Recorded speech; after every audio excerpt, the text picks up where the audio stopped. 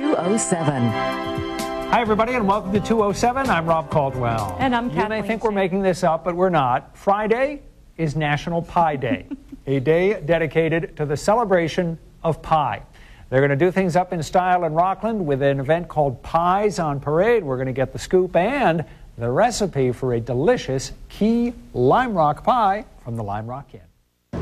This Friday is National Pie Day, and there may not be another town in Maine that does it up with more gusto than Rockland. Frank Ignatius from the LimeRock Inn is here with us today in the 207 kitchen to talk about a pie that he's going to make for us, and also the Pies on Parade, the annual event that you guys have coming up that's on Sunday. We'll chat about that in a minute, but let's get cooking. What are you going to make for us, Frank? Okay, today we're making Key LimeRock Pie. Key LimeRock Pie, very clever. All right. How do we start? We start with a cup of ground vanilla wafers, and then a quarter cup of ground granola, just simple granola, rolled oats and brown sugar. Okay. And to that we're going to add 5 tablespoons. I've already taken the liberty of melting the butter. Okay. And kind of get that in the pan there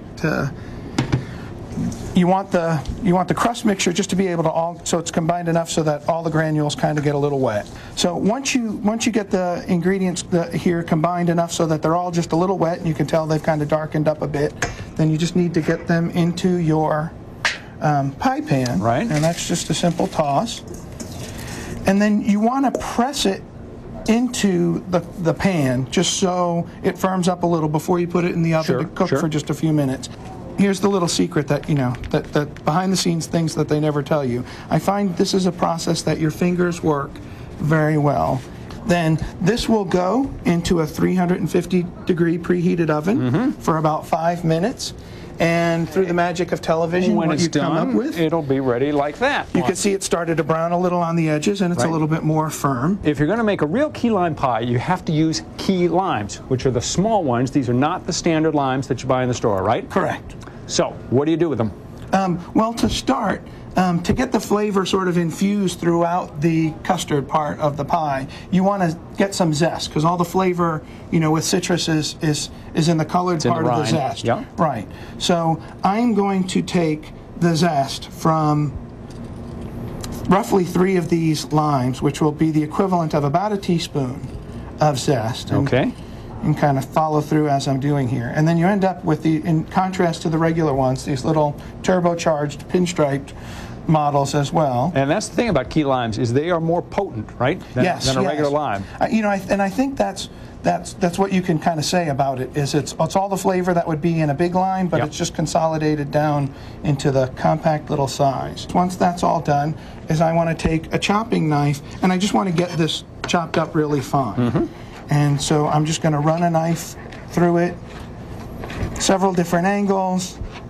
What you end up with is a little more coarse, because then it adds a little burst of flavor as you go along. So once this is chopped up, you're going to put it in your mixer with 3 egg yolks, and you're going to turn it on high for 5 minutes. And you're going to mix the yolks and the zest alone for 5 minutes.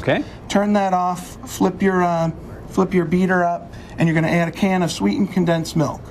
Got it. You're going to put the beater back down again, go for another 3 minutes with that whole mixture combined.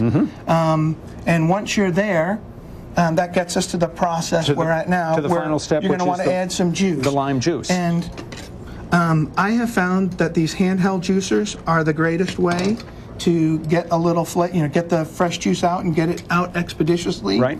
Contrary to what you might think, it seems like it would fit in better that way, right? But I find it actually juices better if you turn it upside down, because then it just allows all the juice to flow right out the bottom. It goes out unimpeded. While you're doing that, Frank, I'm just going to get out what had been the earlier step that you mentioned, which was doing this all in the mixing bowl, which we didn't show, but it's pretty simple. We have the recipe, and you just mentioned what the steps are. They're about, the condensed milk is one element, one ingredient, and the other things. So that would be the filling, and then we've got the juice. So where do we wrap things up here? So the last step before we're ready to go in the oven is you're just going to want to combine the juice with the batter mixture that's already put together. If I could have you grab that whisk for me first. You could either do this in the mixer, or just for the purposes of television here, I'm just going to do a quick whisk save us on the noise pollution. While you're whisking, I just want to mention what's happening with Pies on Parade on Sunday. What the deal is that you get to go around to about a half dozen different inns in Rockland, and they all have different pies. They range from pizza pie to chicken pot pie to the more traditional dessert pies, such as this, right? Yeah, and this year, all new this year in the event, we are adding 6 local restaurants, and we'll have a circling trolley car to drive you from each location. So not only can you just sample all over, but you can get transportation in between the locations. How's that looking? Is that about ready to go into our crust? Yes, just enough that the juice is combined into the filling mixture, and then we're ready to go in. You want to do the honors? Sure. Since you're there? So we'll just pour that in, and then that would go in the oven for how long? That will go into a 350-degree preheated oven, 10 to 15 minutes. We'll take the time and we'll put that in the oven right here. And while Frank does that, I'm going to just remind you that the recipe is, as always, in the 207 section of our website. Just go to the 207 kitchen section, and you'll find the recipe for Frank's Key LimeRock Pie. That's the finished product. That's what it looks like. You might want to put a little whipped cream on if you're so inclined. Also on the website, we've got more information on Pies on Parade. Again, that is happening this Sunday in Rockland. Frank, thank you so much for coming in. Great to have you here. We appreciate it. Great to be here. Enjoy that pie, everybody. Stay with us. We'll be back with more of 207 in a moment.